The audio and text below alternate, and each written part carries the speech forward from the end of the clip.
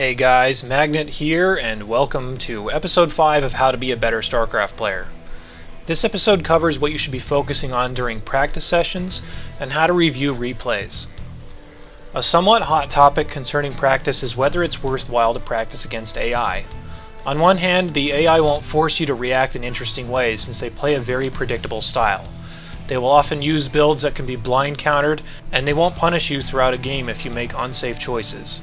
The only real way to lose to an AI is either to have subpar macro or to put them on such a difficulty setting that they have to cheat in order to win. When fighting the AI for practice, the purpose of it shouldn't be to refine a strategy, practice scouting, or perfect your micro, but rather help you macro better or get used to new hotkeys. Establishing what you want to work on and focusing your practice accordingly will net big benefits toward your improvement. If you want to practice against humans, which will test your ability to react and make intelligent decisions, then a good place to start is on the ladder. The ladder will most definitely pit you against unpredictable opponents, so you'll definitely need to be on your toes. However, improving your gameplay through the ladder can be difficult because of how inconsistent your opponent's play can be. Oftentimes you will win because you outwork somebody in a macro game, and then the next game you'll likely die to something overly gimmicky. Overall, the best practice you'll get is with a practice partner, and finding partners that are either of equal or higher skill will force you to adapt in new ways and will stabilize your improvement. That way, if you specifically need to work on a build order and trim off the inefficiencies, or test new branches of the build, your practice partner can hopefully simulate the exact same scenarios in every single game.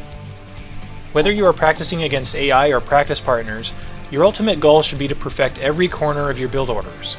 This means no worker production gaps, no supply blocks, and every unit or building should be ready at the exact time that it's designed in the build order.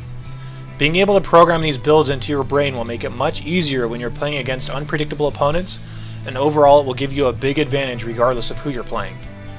Most importantly, when practicing against humans, don't blame the game, balance, or anything else if you lose.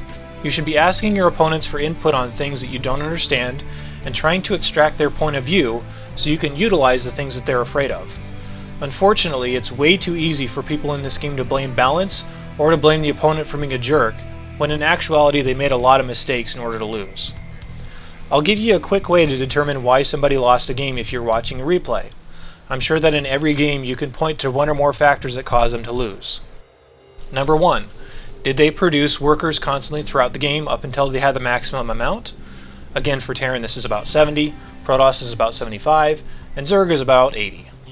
Number 2. Did they expand as quickly as they could have? Number 3. Did they spend all their money? Number 4. Did they properly react to what their opponent is doing? Number 5. Did they take a good fight or did they throw their army away? And number 6. Did they simply get outworked by a faster or better opponent? The basic idea is that when anybody loses a game of StarCraft, there's a multitude of reasons as to why. When you lose, take responsibility, get positive feedback, and recycle the information into your gameplay. Finally, when you win, watch the replay to see what your opponent could have done better. If your opponent did something better, such as having a better economy or making a different composition, could you have adjusted and still won? If you want to improve, focus on how you could have done better both when you win and when you lose. The next video is episode 6, which further discusses how to recognize and alter game tempo. The next video is in this playlist, and a link is in the description below if you aren't watching from the playlist. Thanks for watching, and I'll see you in the next episode.